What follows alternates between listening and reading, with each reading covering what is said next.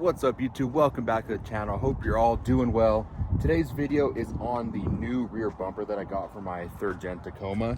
So I went with Outgear Solutions. It's a company down in Santa Ana, Anaheim area. So it's about a 4-hour drive for me to get down there and pick this up. Well, actually, the company is awesome to work with. The guy, the owner, had this sent right to Sill, which is who installed this. So I went with this rear bumper, one, because it's tilted upwards, gives me a decent amount of clearance in the back because I do have a long bed, so gives me a little bit better of a departure angle as opposed to the stock rear bumper. And then 2, it's low profile. It's super light compared to other steel bumpers, and it's not all bulky. You know, I don't need like a kick out. They do make one. Outgear Solutions, this specific company, actually makes this same rear bumper, but with a kick out that comes up here. If you're doing some rock crawling stuff and whatnot. I don't do any rock crawling really. I guess in Colorado I did a little bit, but nothing to the point where I needed a kick out like that. And I guess it's got a little bit of one. You can see it kind of sticks out a little bit right there. But I just love how low profile it is. The next thing I'll be doing is I'm just gonna cut my exhaust pipe just to get that out of the way. So I'll probably cut it back around this area, like right there, just get rid of that whole part that's hanging down, including the tip and whatnot. But got my archive garage. The hammer hangers are exposed, but luckily the bottom part, it's all protected right there.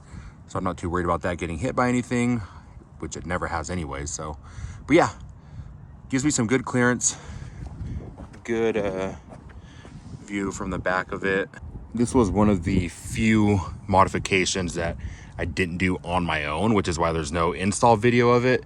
Typically, I like to do all my modifications, but essentially what they did is cut this at the upward angle, and then the bumper bolts in right there to existing areas. I think there's like a couple drilling points that they have to do, but nothing major. It's just a cutting that is, you know, the labor intensive part. And then the stock rear caps are gone, and then they replace them with these black ones on both sides. I guess if you want, you can color match those to the color of your truck, but I'm gonna leave them black for now. And then that's basically it. It does say on the website, you know, not rated to tow. However, there's several people that actually do tow boats and small trailers with this. So it's up to you if you get this and you want to give that a shot. I don't have anything to tow, so I'm not too worried about that. And just keep in mind, if you do have a long bed and you're like, man, I want to get a rear bumper like that, or just a different rear bumper in general, and you do have to end up cutting yours, you are giving up some things. In return, I'm giving up my blind spot monitoring. I no longer have that. I no longer have the beeping rear parking sensors. It doesn't really make sense to show you guys, but yeah, so my truck, when I back up, which I never used anyways, I never had those on, so it didn't bother me. I didn't care to have that all chopped off. But yeah, that's what you're gonna be giving up. No little notification of the blind spot monitoring, no rear parking sensors. So just keep that in mind. You do lose some things.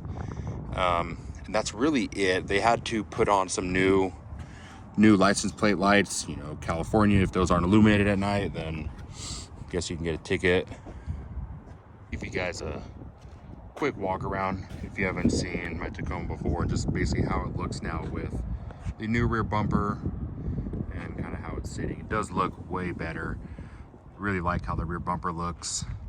My truck may or may not in video look like it's lifted pretty high, or lifted higher than I guess most Tacomas, but just keep in mind I do have a fender trim. That's why it gives it that appearance. I do have 35-inch tires. Let's see, I'll give you guys a side shot. Looks good. Really happy with it. I wish I could have done it on my own, but just don't have the time to do it.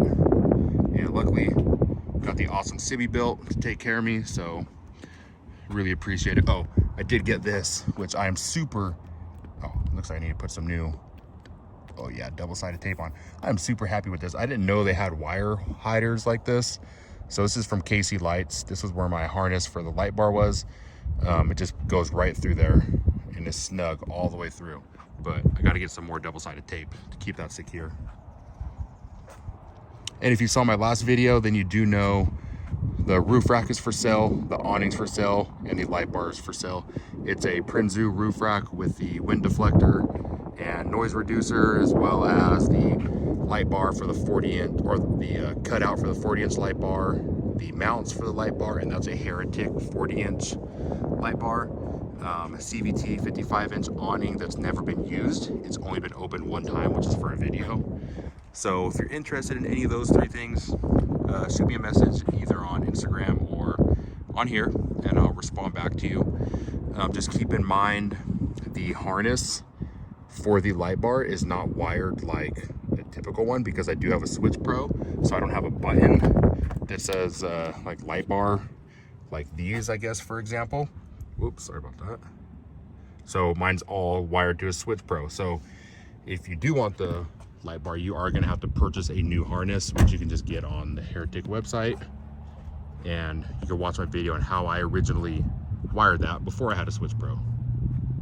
Oh, another thing, I'll probably be selling the stock third gen. These are the LED headlights that came on the 2020s and above, so I'll probably be selling these pretty soon to switch out with some Alpha Rex.